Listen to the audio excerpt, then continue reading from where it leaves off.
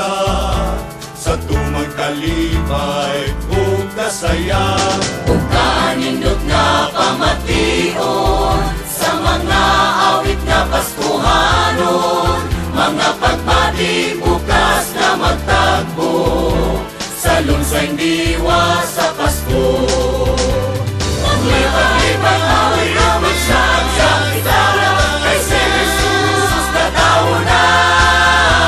Maglibag-libag awit ang magsagsak kita kay si Jesus na tao na. Imo ug akong pinaskuhan, Ang bilen nga iyang natawhan, kay dito ang saad na